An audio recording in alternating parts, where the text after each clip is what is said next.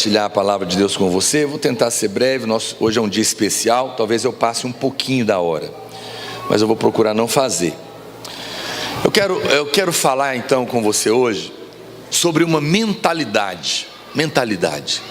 É necessário, se você quer viver todas as promessas de Deus, se nós queremos viver uma igreja saudável, famílias saudáveis, abençoadas, nós precisamos ter a mente correta. Por isso que a Bíblia diz que nós temos a mente de Cristo. Nós temos a mente de Cristo. A nossa mente não é a mente do diabo, a nossa mente não é a mente do mundo, mas é necessário, não por menos que a Bíblia diz em Romanos capítulo 12, verso 1, 2, e não vos conformeis com este século, mas transformai-vos pela renovação da vossa mente, para que possais experimentar qual seja a boa, perfeita e agradável vontade de Deus. Muitos irmãos não experimentaram ainda a perfeita, agradável vontade de Deus, porque o espírito é novo, nasceram de novo, mas ainda tem uma mente velha. O espírito, quando você nasce de novo, você tem um espírito novo, mas não significa que automaticamente a sua mente é nova. Precisa ser transformada, amém, irmãos? Precisa ser renovada. E hoje eu quero falar de uma mentalidade para a qual você deveria ter com a sua vida, em relação às pessoas que você ama, ao seu cônjuge, ao seu pai, sua mãe, aos seus filhos, aos seus amigos e aos seus pastores, aos seus líderes, todas as pessoas que vivem e estão perto de você, debaixo de uma aliança. Nós vamos entender na palavra de Deus como o Senhor deseja subjugar uma mentalidade que muitas vezes é errada na nossa vida, e digo para você que foi o motivo de todo o problema que nós tivemos aqui. Uma mente que estava errada, uma mentalidade que estava errada, e eu creio que é isso que Deus quer livrar você. Como que nós podemos vigiar para não sermos envolvidos com uma mentalidade de condenação e reprovação? Essa é a mente maligna, a mente que condena, é a mente que reprova, que todo o tempo, toda a lente que tem é para condenar e acusar, condenar e acusar. Essa mente não é a mente de Cristo, não é cristianismo, e nós precisamos nos livrar dela. Portanto, você não deveria avaliar as pessoas que você ama, que estão perto de você, com aquilo que você está vendo. Decida ver como Cristo vê. Amém? Quantos dizem amém? O erro de alguém não necessariamente define a pessoa, mas principalmente se nós somos da fé, nós tratamos o erro, mas tratamos o erro olhando e falando, não para condenar, mas para levantar, para corrigir, porque essa é a nossa mente. Nós vamos entender de forma, eu vou usar então uma história da Bíblia, de uma maneira tipológica, algo que aconteceu, para te mostrar essa mentalidade errada e como você vai fugir dela. Olha para cá, meu irmão, preste atenção, segura o seu filho com você, peça silêncio, preste atenção. Pensar a maneira correta é fundamental na vida, porque mais cedo ou mais tarde você vai viver a experiência daquilo que de fato você acredita. Uma fé errada, uma mentalidade errada vai obrigatoriamente te levar a viver uma vida errada. A sua vida é resultado da sua crença, e a sua crença é resultado da sua mentalidade. Mude a mente, que você vai mudar a crença, e automaticamente a sua vida vai ser afetada. Quem está me entendendo? Então é fundamental o que eu quero tratar com você hoje. Eu quero usar a história de Davi e Golias para te mostrar essa mente na Bíblia. Nós sabemos que a glória de Deus, a Bíblia diz, é encobrir, mas a dos filhos de Deus é esquadrinhá-las. Lá em Provérbios 25, 2, a Bíblia diz: a glória de Deus é encobrir as coisas, mas a glória dos reis é esquadrinhá-las. E Deus ama nos dar tipologias para que a gente possa entender o que Ele quer falar. Então, abra sua Bíblia em 1 Samuel, capítulo 17, verso 1. Lá fala um pouquinho quem é Golias. Talvez você já ouviu muito, claro, os irmãos conhecem a história, mas agora eu quero te contar a revelação que está por trás disso aqui. A Bíblia diz: ajuntaram os filisteus às suas tropas para a guerra, e congregaram-se em Socó, que está em Judá, e acamparam-se entre Socó e Azeca, em Éfes-damim.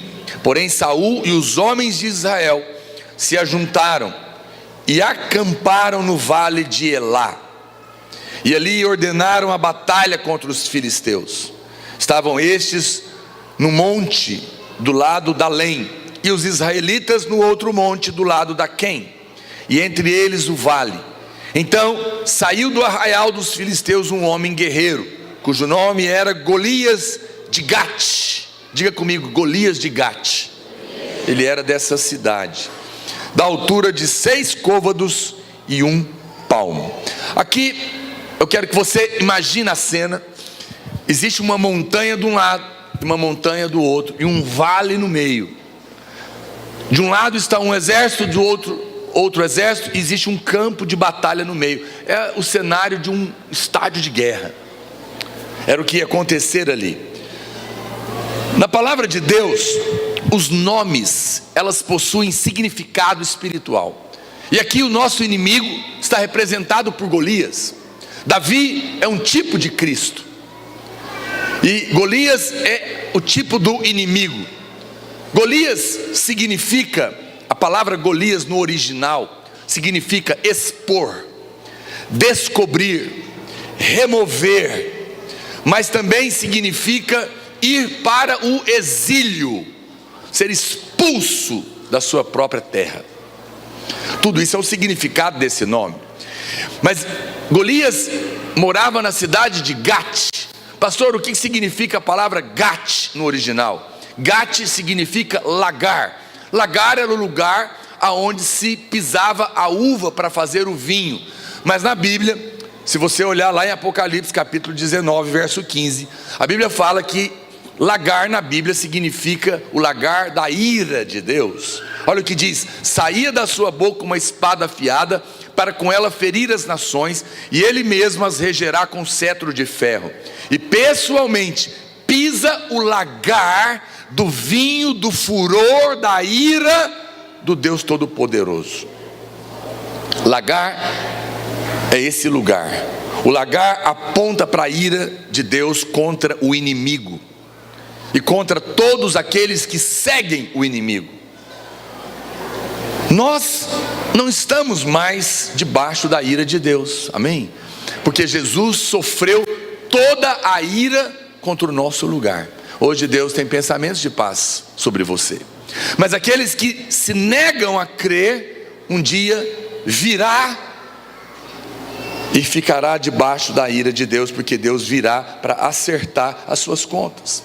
Então, quando eu coloco agora Golias de Gate, eu vou ler como que fica a tradução desse nome no original para você. Golias de Gate significa aquele que foi exposto e exilado por causa da ira de Deus. É incrível como Deus conta uma história enorme em 2 palavras. Quem é aquele que foi exilado, foi exposto e exilado por causa da ira de Deus? Satanás. Satanás foi exposto na sua motivação contra Deus, e foi exilado, ele foi expulso do céu, porque Deus se levantou contra ele, porque ele se levantou. O diabo teve o seu coração exposto, e por isso foi expulso do céu. Mas o sentido dessas 2 palavras também mostra como que o diabo trabalha. Preste atenção, porque é isso que ele quer fazer na sua vida, é isso que ele quer fazer no nosso meio. Aqui está a exposição da obra de Satanás. Sempre que Satanás vem contra você, o alvo do diabo é fazer com que sempre você se sinta exposto e envergonhado, para perder a fé e ser exilado. O diabo trabalha para expor você, para envergonhar você. Todo o tempo o diabo acusa, o diabo aponta o dedo, o diabo condena, o diabo procura falhas. O diabo fica o tempo todo vigiando para dizer: você fez isso, você fez aquilo, olha o seu erro, olha o que você falou, olha o que você não fez, para que você se sinta envergonhado. Puxa, é mesmo, que coisa horrível. É por isso que hoje a nossa justiça é Cristo. Não importa o que falam de você, lembra, a sua justiça é Cristo. Você está escondido nele, Ele é a resposta. E é isso que o diabo tenta fazer. Quando você permite esses pensamentos, você perde. Deixa eu te dar um pouquinho mais da revelação desses nomes. Golias não era apenas Golias de Gate, mas ele era também de um povo chamado Filisteu. Ou seja, Golias era filisteu. Pastor, o que significa a palavra filisteu? A palavra filisteu no hebraico é palash, que significa o quê? Aquele que rola no pó. Filisteu é aquele que rola no pó. A Bíblia diz que quando Satanás caiu, a comida da serpente foi o pó. Golias é o símbolo de Satanás. O pó, diz a Bíblia, é a carne do homem. A serpente se alimenta da carne, se alimenta do pecado. É aquele que rola no pó. Mas significa também que essa é a obra do diabo. Satanás sempre se levanta na boca daqueles que estão seguindo o seu espírito para te fazer se sentir sujo. Por isso que ele é filisteu, aquele que rola no pó. Satanás trabalha para te envergonhar, para te expor e fazer você se sentir sujo, como alguém que rolou na terra, como alguém que rolou no pecado. Essa pessoa não tem autoridade, essa pessoa não tem fé, essa pessoa não tem ousadia, porque está exposta, porque está envergonhada, está se sentindo como alguém que rolou no pó, no pecado. Tudo isso é a estratégia do diabo para intimidar os irmãos. Se levantaram esses dias contra esta igreja para condenar, para expor, para acusar, para fazer o pastor se sentir sujo, para calar a boca daqueles que têm pregado o evangelho, porque Deus vai fazer coisas incríveis nessa igreja. Satanás não conhece todas as coisas, mas ele percebe quando o favor de Deus está sendo derramado, e ele age para tentar parar, mas maior é aquele que é por nós do que aquele que se levantou contra nós. E se por um caminho ele se levantou, por 7 caminhos ele terá que fugir, porque a nossa justiça não está baseada no que nós somos, mas no que ele é. Não no que nós fazemos de certo ou de errado, mas no que ele fez na cruz. Deus não vai nos usar porque nós somos perfeitos, Ele vai nos usar porque Cristo é perfeito, e nós estamos nele. Mas isso funciona, isso é o ataque do diabo, como nós, como igreja. Mas é o que o diabo tenta fazer com você, através de pessoas que estão emprestando a boca para ele, para falar do que você fez de errado, ou do que você deixou de fazer de certo, para mostrar as suas falhas. O tempo todo é condenação. Você não é um bom pai, você não é uma boa mãe, você não gasta tempo com os seus filhos, você não é um bom filho, você não honra os seus pais, você não é um bom líder, você não orou o suficiente, você falou que não devia, você é isso, você é aquilo. Você não percebe, irmãos. Para quê? Para expor você, para te envergonhar, para te fazer sentir uma pessoa suja. É por isso que você vai falar com as pessoas: irmão, você não quer liderar? Não estou preparado. Você não quer batizar? Não estou preparado. Você não quer fazer isso? Não estou preparado. Por que não está preparado? Porque está se sentindo sujo. Por quê? Porque alguém te acusou. Mas eu vim aqui te falar que o sangue de Jesus já te lavou de todo o pecado. Não há mais condenação para você, não há mais acusação. Deus não se lembra mais dos seus pecados. Ele não imputa mais pecado a nós, diz a palavra de Deus. No Velho Testamento, a Bíblia diz que Deus visitaria a maldição dos pais nos filhos até a 4ª geração, por causa dos seus pecados. Mas na Nova Aliança, Ele diz: dos seus pecados passados não me lembrarei mais. Não é que Deus não diz que você não peca, Ele diz que não se lembra. Por quê? Porque o sangue de Jesus pagou. Pagou para trás, pagou presente e pagou futuro. Está tudo pago. E a Bíblia diz que Ele nos colocou em Cristo. Cristo é o nosso representante legal. Quando Deus olha para você, Ele não vê você, Ele vê Cristo. O inimigo trabalha para condenar você. querendo te levar a olhar para você. Mas você deve olhar para Cristo. Não olhe para você, não olhe para as suas falhas, olha para Cristo. Cristo te aceitou do jeito que você é, mas pelo poder dele vai te fazer como Cristo é. Não é você, é Ele. Quem está me entendendo? É dessa maneira que você vai ter fé.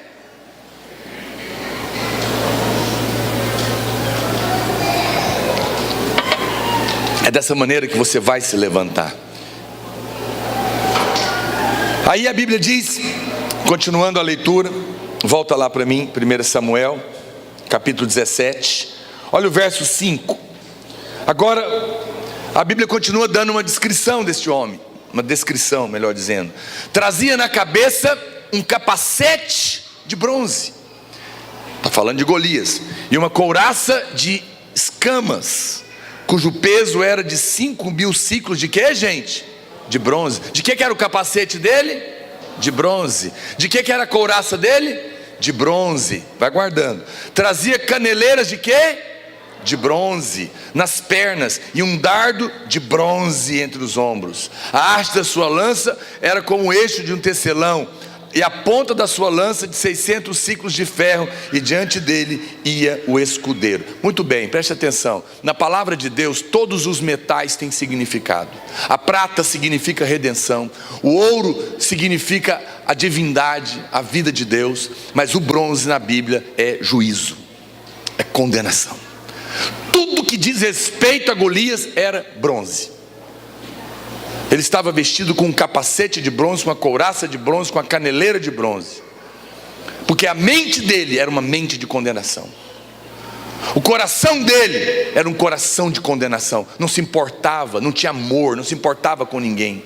E as suas pernas estavam fundamentadas no julgamento, na condenação, na acusação. Tudo o que esse homem fazia era isso.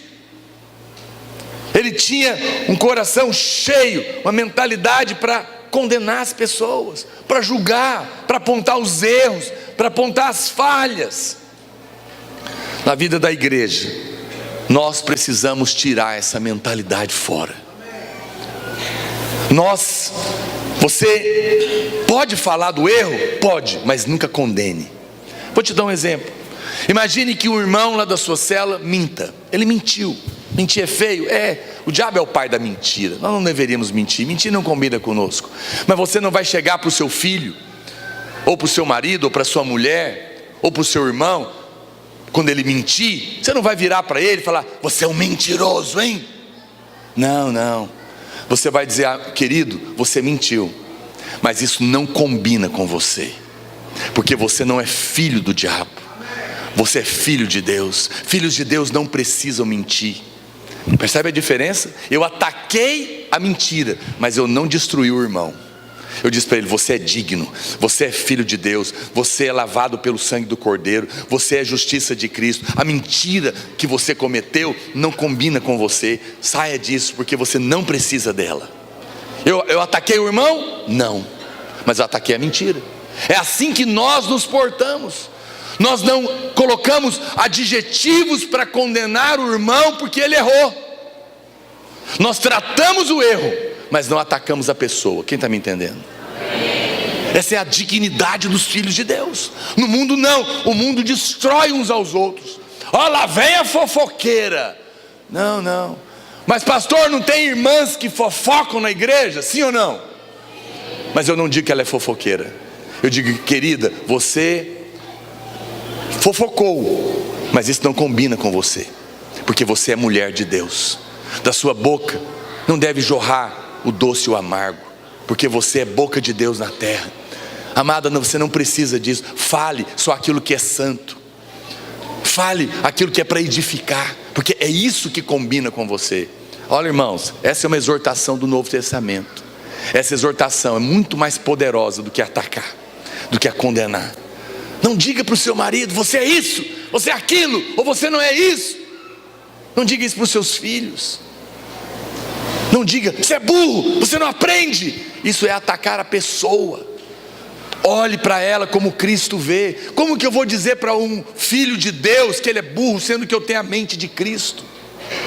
Ele pode naquele momento não estar conseguindo aprender, mas ele vai aprender, porque a verdade não é o que eu estou vendo, é o que Deus disse a meu respeito.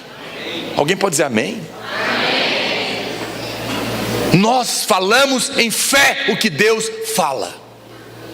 A verdade não é o que nós estamos vendo, é o que a palavra de Deus está dizendo. A fé chama à existência as coisas que não estão vendo. É a convicção de fatos que eu não vejo, mas elas já são reais em Deus. É assim que nós somos um povo nobre da terra. Irmãos, isso que eu estou falando para vocês não existe lá fora. Infelizmente não existe muitas igrejas, mas hoje eu estou aqui nesta igreja para chamar vocês para serem um povo nobre nesta cidade, que não abrem a boca para condenar ou acusar, mas para abençoar. Abençoar. Pessoas nobres, filhos e filhas de Deus, que têm o espírito correto. Oh, irmãos, isso glorifica o nome do Senhor. Não condene as pessoas. As pernas de Golias tinham caneleiras de bronze, porque ele estava firmado na condenação. Tudo que ele faz e onde quer que ele vá é apenas para acusar, é apenas para julgar, é apenas para condenar. Tudo em Golias é de bronze. Não participe disso. Talvez é normal que pessoas vão continuar falando mal de nós. Não entre nisso, não se justifique, não se defenda. Entregue tudo para Ele. Quanto a nós, vamos falar de Cristo. Vamos falar da palavra de Deus. Vamos falar bênção uns para os outros. Amém, irmãos? Gostaria de dizer isso para você, porque nós não somos do espírito de Golias. E essa é a razão, né? Porque Golias, tudo dele é de bronze. Porque é tão importante para nós ouvirmos o Evangelho da graça. O bronze é algo que te afasta da presença de Deus. O bronze é fora da presença de Deus. Eu não sei se você sabe, mas no Velho Testamento Deus morava no tabernáculo. E o tabernáculo tinha o átrio, o lugar santo e o santo dos santos. O átrio era como se fosse o quintal lá, na frente da casa. Aí tinha o lugar santo, que já era dentro da casa, mas dentro da casa tinha o quarto do casal, né? Só para você entender, era o lugar mais íntimo da casa. E nesse lugar tinha a Arca da Aliança, e Deus morava lá. Então, em cada lugar do tabernáculo tinha os móveis. E para você ter uma noção, lá tinha o altar de bronze. O altar de bronze, que era o juízo, ficava de fora da casa. Mas, ou seja, porque o bronze, que aponta o juízo e a condenação, sempre estão longe da presença de Deus. Mas à medida que você ia entrando no tabernáculo, tudo virava ouro, virava a presença de Deus. Quanto mais você participa daquelas pessoas que só condenam, só julgam, só acusam, mais você fica longe da presença de Deus.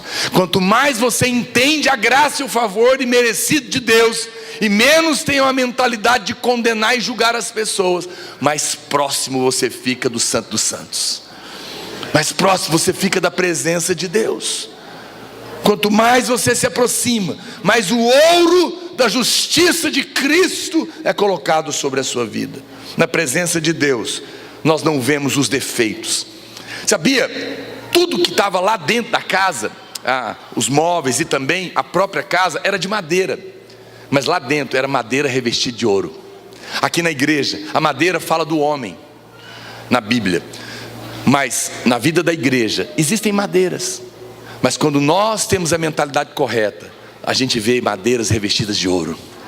Eu olho para o meu irmão, eu não vejo o defeito dele, eu vejo o ouro de Cristo sobre ele. Eu falo isso, porque é isso que é. E quanto mais eu falo, mais ele se torna semelhante ao Senhor. Mas quanto mais eu condeno, mais eu me afasto do meu irmão, e mais eu me afasto de Deus. Por isso é tão importante você entender a graça, falar da graça, meditar na graça.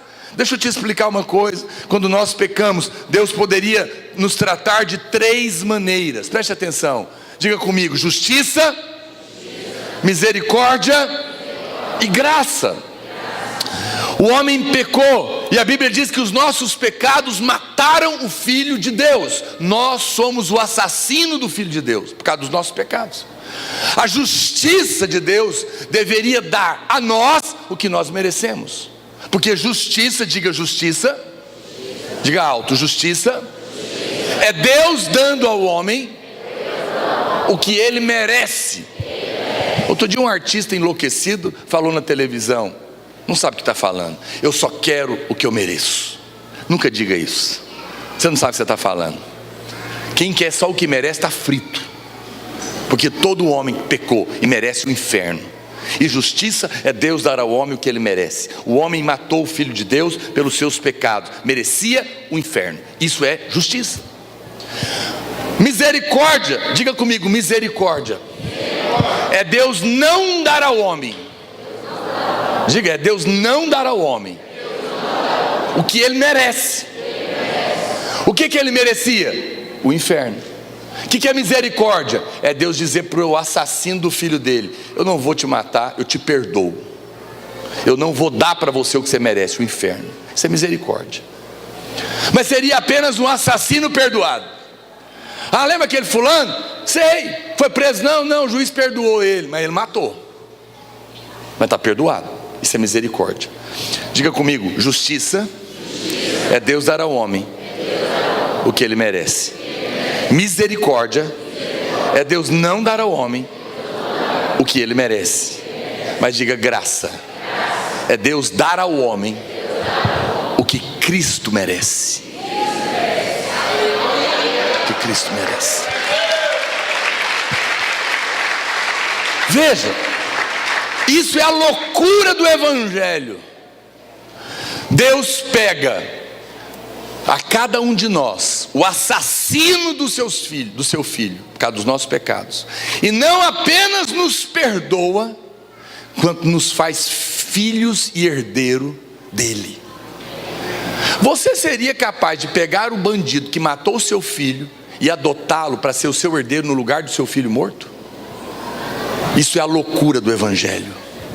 É isso que Deus fez comigo, com você. Ele pegou o assassino e fez de nós filhos. Não tente entender esse amor, apenas receba esse amor. Quem recebe um amor desse vai condenar alguém? Só condena quem não sabe do que foi perdoado. Só acusa quem não sabe o quanto foi amado. Mas quando você compreende, você muda a mentalidade. Você muda completamente. Olha o que acontece. Vamos continuar lendo o verso 8. Vamos lá, verso 8. Aqui começa a afronta.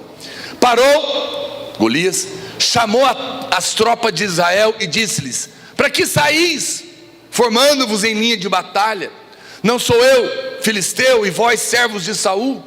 Escolhei dentre vós um homem que desça contra mim. Se ele puder pelejar comigo e me ferir, seremos vossos servos. Porém, se eu o vencer e o ferir, então sereis nossos servos e nos servireis.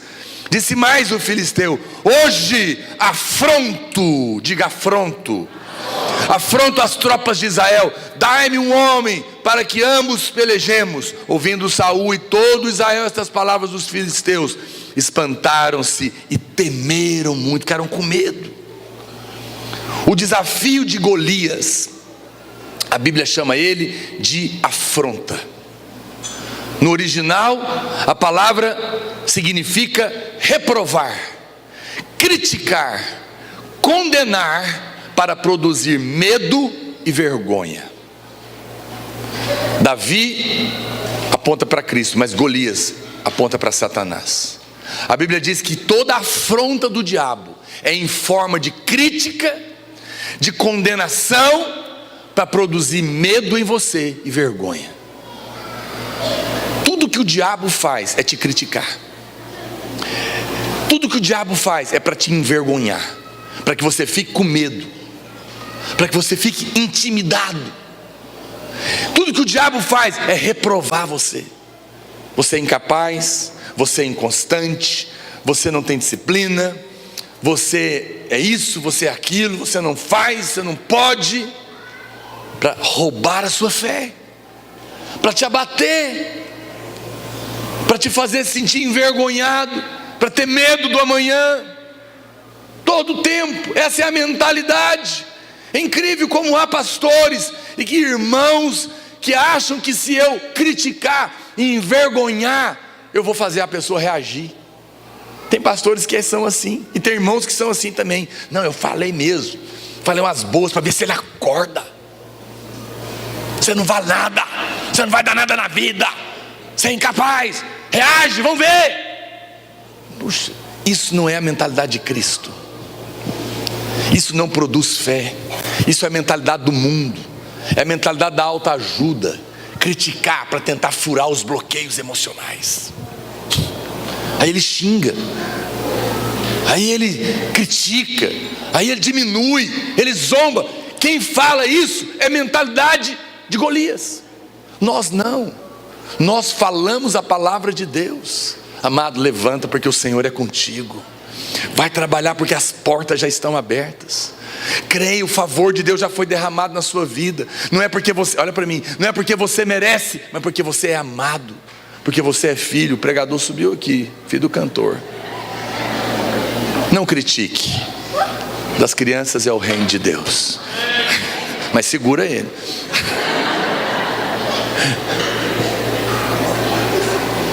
Olha para cá, aleluia. Veja, quanto mais nós exortamos em amor, mais as pessoas responderão. Teve um irmão que um profeta se levantou um dia na igreja e falou para ele que Deus tinha desistido dele. Esse irmão, por 50 anos viveu assim, angustiado, debaixo dessa condenação, até que um dia ele ouviu a palavra do perdão e da graça de Deus e foi perdoado. A Bíblia diz em Romanos capítulo 2 verso 4: ou desprezas a riqueza da sua bondade e tolerância e longanimidade, ignorando que a bondade de Deus, e não a vara de Deus, a bondade de Deus é que te conduz ao arrependimento. Não é a vara, é a bondade. O ponto principal dessa história é vencer a afronta, é vencer a reprovação. Golias vem para quê? Para trazer afronta. Essa palavra, como eu disse, é isso. Ele vem para criticar, para censurar, ele vem para trazer condenação e juízo. É isso que o diabo faz na boca de muita gente. Mas nós fomos chamados para remover essa mentalidade. Interessante que quando a gente lê a história de Golias, você vê que ele tinha muitas armas. Ele tinha escudo, ele tinha lança, ele tinha muita coisa. Mas a principal arma dele era a palavra. A principal arma do diabo contra você, direto na sua cabeça ou usando a boca de alguém, são as palavras. Não é isso que dizem? Palavras ferem mais do que um tapa na cara às vezes. O diabo usa palavras para te condenar, mas nós usamos palavras para abençoar. Amém. Na nossa boca não sai a mentalidade de Golias, sai a mentalidade de Davi. Amém?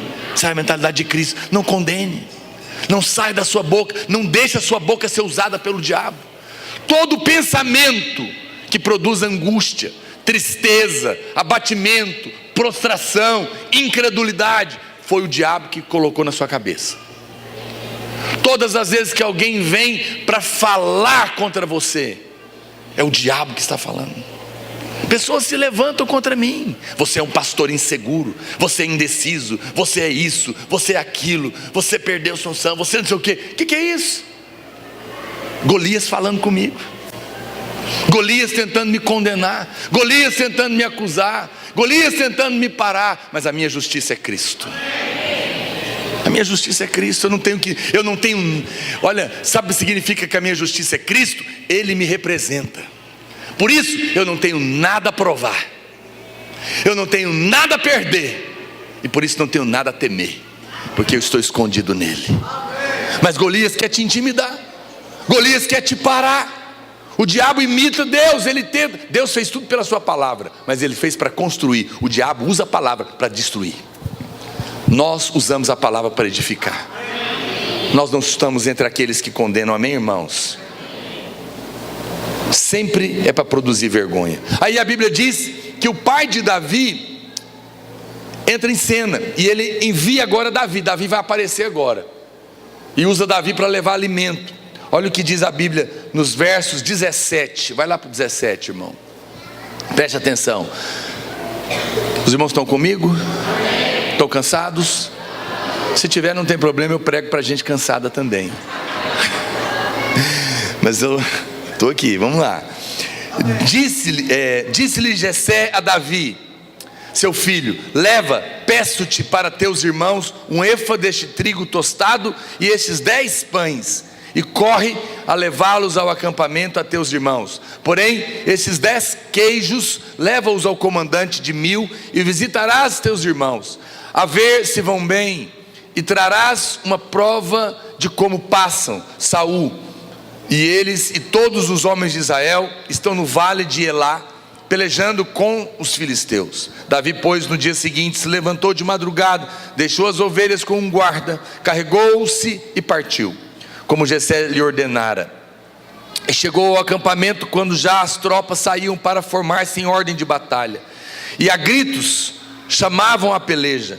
Os israelitas e filisteus se puseram em ordem, fileira contra fileira. Davi, deixando que trouxera os cuidados do guarda da bagagem, correu à batalha, e chegando perguntou a seus irmãos se estavam bem. Estando Davi ainda a falar com eles, eis que vinha subindo do exército dos filisteus o duelista, cujo nome era Golias, o filisteu de Gate, e falou com as mesmas coisas que antes falara, e Davi ouviu. Aqui Davi entra em cena. Jessé, o pai de Davi, o enviou para levar comida aos seus irmãos que estavam no campo de batalha. Que cena linda! É um tipo de Cristo. Deus, assim como Jessé enviou o filho para levar alimento aos seus irmãos no campo de batalha, Deus enviou Cristo, cheio de vida, para nos alimentar no meio da guerra. Isso é poderoso, isso é bonito, a palavra de Deus é linda, é incrível. Agora, olha só o que está acontecendo aqui. Davi obedeceu seu pai. Interessante, eu não sei se você sabe, mas ele não voltaria mais para sua casa. Ele só obedeceu o pai para levar 10 pães e 10 queijos. E só porque ele obedeceu o pai dele, ele não voltou mais para casa. Dali ele viraria rei. Nunca despreze. Olha para cá, quantos solteiros tem aqui? Nunca despreze quando seu pai ou sua mãe te pedir para ir na padaria. Sim, era um simples pedido, era ou não era? Era só um pedido, vai lá, leva lá para os seus irmãos. Se Davi se recusa a ir, virava rei? Não. Às vezes sua mãe, seu pai vai te pedir uma coisa simples. Vai lá na padaria, compra pão para mim. E talvez indo lá, vai conhecer aquele que vai ser o seu marido ou a sua esposa. Nunca se sabe. Não despreze o pedido de alguém a quem você está debaixo dele. Uma simples obediência pode te colocar no trono. Deus nos testa nas pequenas coisas para nos colocar nas grandes. Eita Jesus! Pede, hoje é dia de pedir. Davi nunca mais voltaria. Veja, e esse é o quadro. Hoje Deus também nos enviou Jesus para nos alimentar, e nós também fazemos isso. Aí Davi, a Bíblia fala que Davi ouviu a conversa, verso 24. Olha o que acontece agora. Ele vai pedir para lutar, mas antes, olha o que estava acontecendo.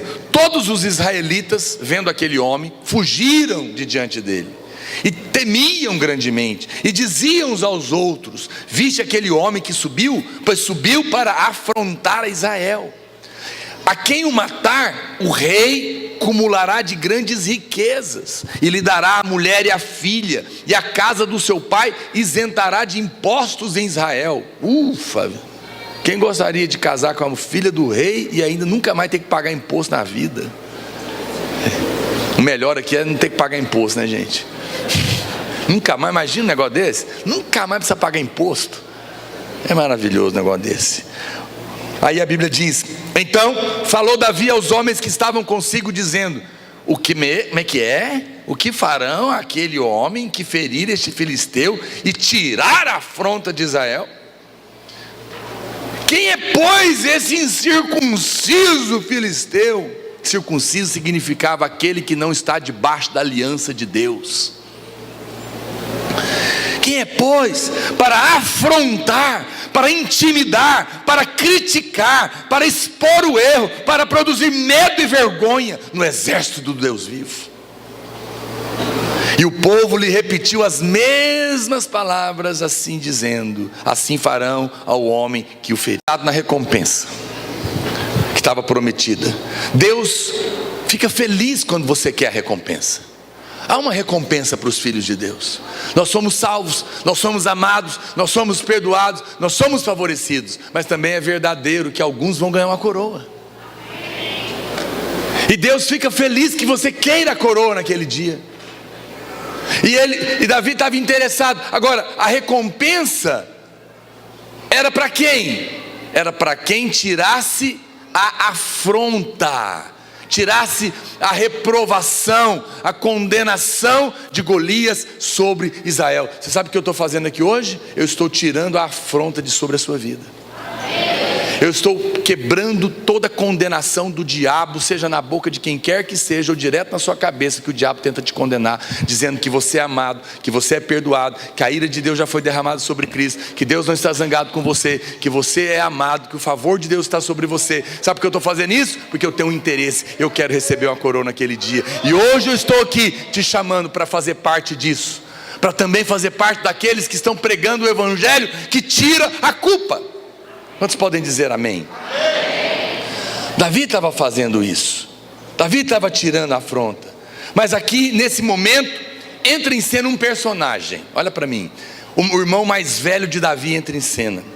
A palavra de Deus diz que ele se irou com Davi. Olha o verso 28. Continua lendo a história comigo. Ouvindo Eliabe, seu irmão mais velho, falar àqueles homens, acendeu-se-lhe a ira contra Davi e disse: o que você veio fazer aqui, menino? A quem deixaste aquelas poucas ovelhas no deserto?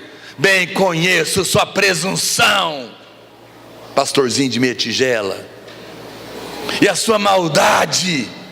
Desceste apenas para ver a peleja. Respondeu Davi, deu uma de bobo: ué, o que eu fiz? O que eu fiz agora? Né? Fiz somente uma pergunta. Desviou-se dele, diga comigo, desviou-se dele para outro e falou a mesma coisa, e o povo lhe tornou a responder como dantes. Olha para cá, deixa eu te falar uma coisa. Uma coisa é quando o inimigo nos reprova e condena. É quando o diabo se levanta para falar condenação na sua cabeça. Mas a outra coisa é quando os próprios irmãos fazem isso. Aqui tem duas coisas. Davi estava lidando com Golias, mas agora entrou os irmãos no meio. Irmãos que se levantaram para nos condenar, para condenar o pastor, para condenar você, para condenar o outro. Agora Davi vai ter que lidar com isso, porque irmãos se levantam dentro e fora da igreja para nos condenar, para nos criticar, para apontar nossos erros, nossas falhas, para nos envergonhar. Contra Davi, contra Golias, Davi se posicionou. E contra o irmão dele, que estava condenando ele, o que Davi fez? Chamou para briga? Ficou se defendendo? Vamos ver quem é mais crente então. Quem é mais crente, gospe aqui. Não, a Bíblia fala que Davi simplesmente se desviou dele e seguiu. Passou aqui, que eu faço? Meus irmãos ficam falando mal de mim. Não faça nada, não se defenda, não entre nessa discussão. Vai embora, vai pregar o evangelho, vai orar por quem te amaldiçoa, vai abençoar quem te persegue. Esses são os nobres na casa de Deus. Amém, irmãos? São nossos irmãos. Deus, são servos de Deus, Deus que cuida deles. Eu não, eu brigo contra o diabo, eu não brigo contra irmãos. Mas você eu me posiciono contra palavras que querem destruir a palavra que tira a condenação. Às vezes eu tenho que falar, isso que está sendo dito é maligno. Aí a pessoa fala, está falando mal da pessoa. Não, estou falando mal do que ela está falando. Eu, como pastor, condeno palavras de morte, mas não condeno as pessoas à morte. Está entendendo? Aos meus irmãos eu viro as costas, mas as palavras de morte na boca dele eu tenho que condenar, para o bem dele e de quem ele está falando. Davi simplesmente virou as costas. Veja, a gente percebe então que o capacete de bronze, a mente de condenação, ele não estava só na cabeça do Golias, estava também na cabeça do irmão de Davi. O capacete de condenação e acusação e crítica nem sempre está só na cabeça do diabo, às vezes está na cabeça de irmãos que também estão criticando. O capacete de bronze nos dá uma mentalidade de condenar, de reprovar, e que produz vergonha. Nós precisamos eliminar da nossa vida, irmãos, toda a mentalidade de Golias. Amém? Falo para você em amor, olha para mim. Não fique condenado, eu não vim aqui te acusar. Não fique com vergonha. Talvez você estava fazendo isso. Talvez você estava sendo influenciado por aqueles que estavam com capacete de Golias aqui dentro. Em amor, eu preciso ser honesto com você. Tinha uma turma aqui dentro com capacete de Golias, porque eu conversei com eles e era só crítica, era só condenação, era só acusação, era só para envergonhar, era só para diminuir, era só para abaixar. Eu tentei corrigir, eu tentei tirar a capacete, não quiseram tirar. E talvez nessa confusão você começou a vestir esse capacete também. Será que não é mesmo? Será? E começou. E eu estou aqui te falando em amor, tire esse capacete da sua cabeça, porque o bronze te afasta da presença de Deus. Hoje é dia de você falar: Senhor, eu aceito essa palavra, me perdoe. Não vou mais vestir esse capacete a partir de hoje. A minha boca é para abençoar. Amém, irmãos? Amém mesmo? Eu apelo de coração a você. Não estou aqui para te condenar. Se você fez, está perdoado. Fique conosco, fique para ser abençoado, fique para abençoar. Esse é o meu coração. Eu não quero que ninguém vá embora. Eu quero que os irmãos fiquem, mas fiquem sem o capacete. É bênção para você. Tenha uma atitude nobre hoje. Fala amém, pastor, eu aceito. Estou mudando de atitude agora. O Senhor aceita isso. Quantos podem dizer glória a Deus? Nós temos apenas que fazer como Davi fez: dá as costas e vai embora. O que é interessante que o irmão dele falou o que para ele? Você é presunçoso, hein? Vem aqui, está achando o quê? Interessante como as pessoas sempre que... Olha para cá, vou te contar um negócio. Deus estava para levantar Davi na posição de rei, sim ou não? Os irmãos estão comigo? Davi tinha fé, não é porque ele era presunçoso, é porque ele conhecia Deus. Deus já tinha livrado, já tinha dado ele vitória sobre o urso e um leão com pedra. Ele sabia quem era o Deus dele, por isso ele confiava. Quando ele chega para afrontar o diabo, ele fez porque confiava em Deus. Mas aqueles que têm capacete de Golias vão falar o quê? É presunçoso, conversa. Agora está com essa conversa aí de que vai pôr 1000 na praça.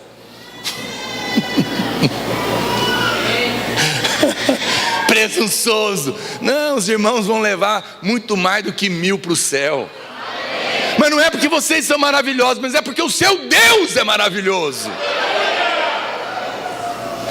Mas o que tem capacete de Golias sempre entende a nossa fé como presunção.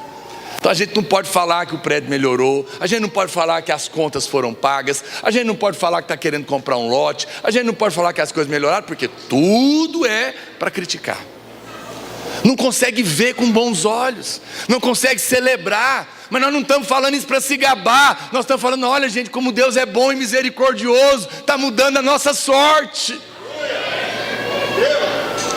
Olha para cá, Davi estava para ser levantado rei, Davi estava para ser colocado numa posição maior. Presta atenção que eu vou te falar: sempre que Deus estiver trabalhando para te colocar numa posição mais alta, o diabo vai usar irmãos para tentar te intimidar, criticando você, dizendo que você é arrogante, soberbo, presunçoso.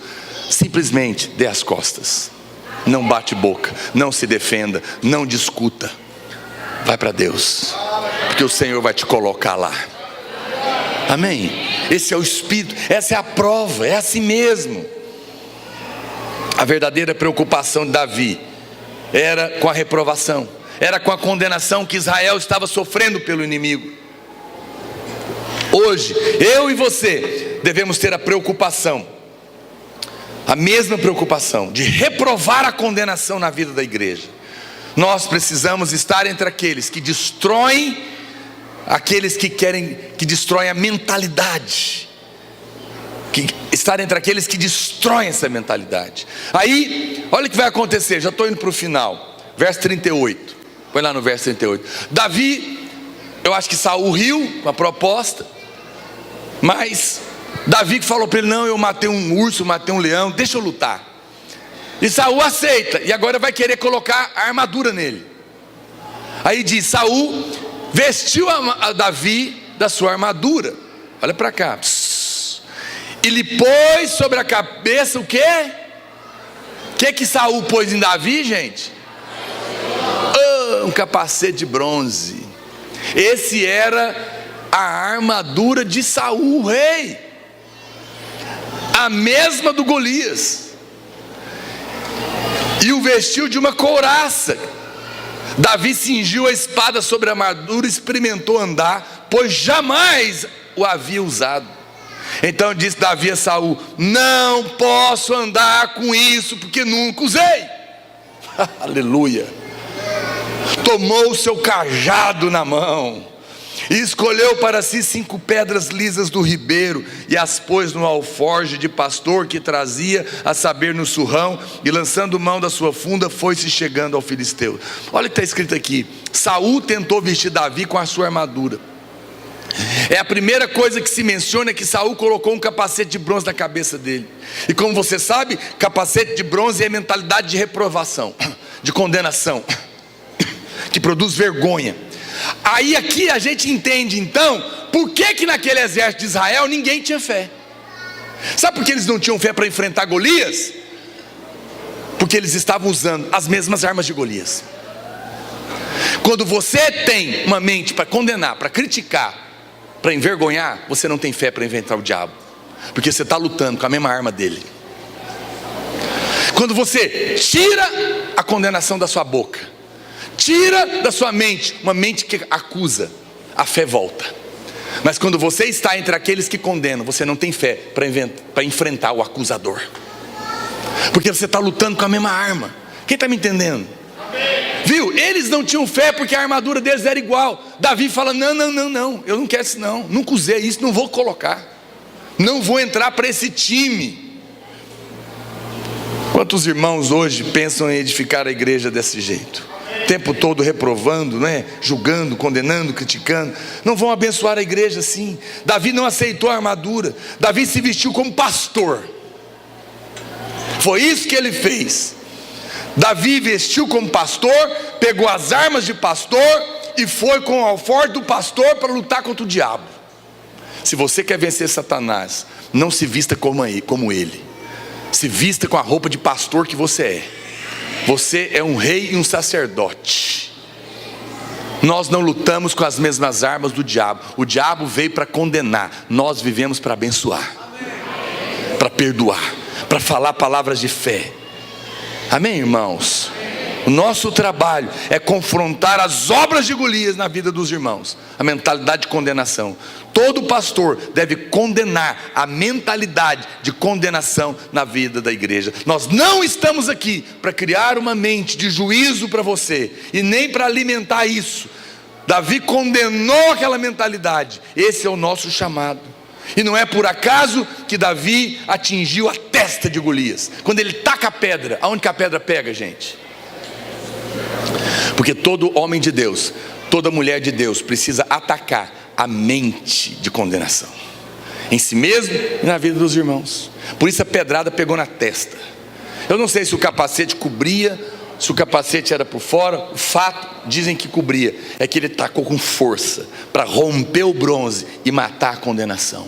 Quando se trata de acusar e condenar, nós precisamos ser veementemente fortes, decisivos.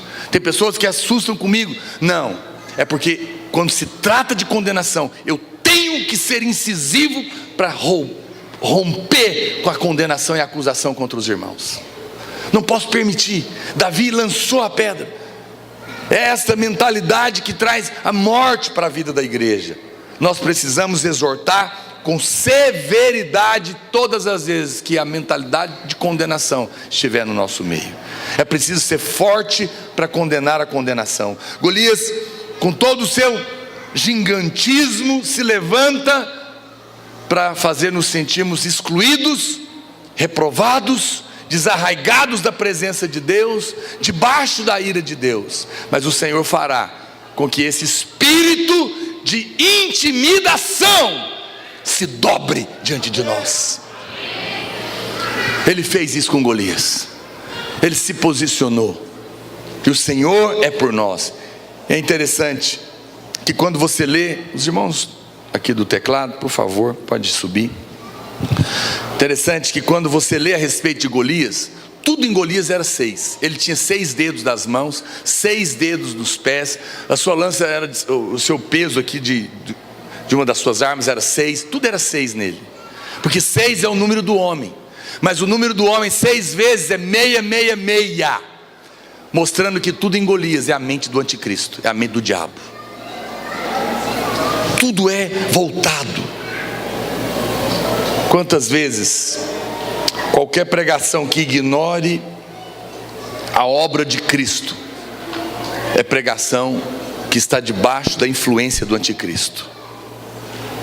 A Bíblia diz no verso 52, coloca para mim 52. Então os homens de Israel e Judá se levantaram e jubilaram quando Davi venceu a Golias, e perseguiram os filisteus até Gate, até as portas de Ecrom, e caíram filisteus feridos pelo caminho, de Saarim até Gate e até Ecrom. Então voltaram os filhos de Israel de perseguirem os filisteus, e lhes despojaram os acampamentos. Tomou Davi a cabeça do filisteu e a trouxe a Jerusalém.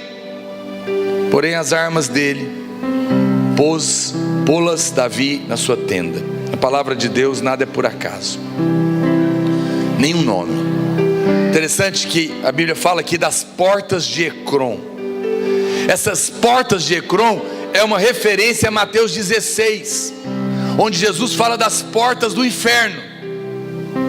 Mateus 16, 18 diz também: eu te digo que tu és Pedro, sobre esta pedra edificarei a minha igreja, e as portas do inferno não prevalecerão contra ela. Interessante que, preste atenção, a Bíblia, Jesus fala sobre as portas do inferno, no plural, porque o inferno tem mais de uma porta. A Bíblia diz que Israel perseguiu os filisteus até Saarim. Você sabe o que significa Saarim? Porta dupla, porque são portas do inferno. Mas o que são essas portas? Quais eram elas? Uma chamava Ecrom e a outra chamava Gate. O que significa Ecrom, que era uma das portas? Significa arrancado pelas raízes. Essa é uma porta que tem muitas vezes prevalecido na igreja por muitos anos. O diabo, olha para cá, sabe que qual é uma das portas do diabo? É causar em você a sensação de que você foi arrancado da presença de Deus. É por isso que ele ensina que perde a salvação, para você ficar com medo de ter perdido, você ficar com medo de que Deus te deixou, Deus desistiu porque você pecou e não tem conserto. Isso é Ecrom, é a sensação de que foi arrancado, de que Deus não se importa mais comigo. Mas é por isso que nós pregamos que uma vez salvo, salvo eternamente. Porque você não foi arrancado, você está plantado nele, e das mãos dele ninguém te arrebata. Essa é uma porta maligna. E Gate, pastor? Gate significa lagar, juízo, ira de Deus. É incrível como uma das portas do inferno é o lagar da ira. Por quê? Olha para cá. Sabe qual que é uma outra porta do diabo? Ele quer que você pense, olha para mim, que Deus está irado com você. A Bíblia diz que o diabo ruge como um leão, procurando ocasião. Para quê? Nos devorar. A Bíblia não diz que o diabo é o leão. Ele ruge como? Quem é o verdadeiro leão? É Cristo. Ele é o leão da tribo de Judá. Então ele ruge como se fosse Cristo, querendo te devorar. Ou seja, olha, basta assistir Discovery Channel. Você já viu algum leão caçando e rugindo perto do viadinho lá? Não, se ele fizer isso, a caça corre. Leões não rugem para caçar. Mas aqui a Bíblia diz que esse leão está rugindo, porque ele não é o leão verdadeiro. O diabo, ele ruge disfarçado de Deus, para que você pense que é Deus que está rugindo, querendo te matar, que você errou. Isso é uma porta do inferno. Eu quero te falar que Jesus sofreu toda a ira de Deus na cruz. Deus não está mais irado com você. Ele não está olhando para o seu pecado e para os seus erros. Ele já te perdoou. Deus é bom. Deus tem pensamentos de paz a seu respeito. Ele não tem pensamentos de morte. Ele quer te dar um fim bom que você deseja. Ele todas as manhãs Ele está pensando coisas boas para você, porque você está em Cristo. Quando Ele te vê, Ele vê Cristo. Ele não vê seus erros, Ele não vê suas falhas, Ele não vê se você orou muito ou pouco. Ele vê um filho amado que Ele quer fazer bem. Mas o diabo quer convencer você de que você é falho, e Deus está com raiva de você, porque desde criança você ouviu alguém dizendo: papai do céu fica nervoso, papai do céu fica chateado, papai do céu quer castigar se você fizer isso. E uma imagem errada de Deus foi criada na sua cabeça. Mas Deus não está nervoso com você. Mas eu errei, mas Ele já te perdoou.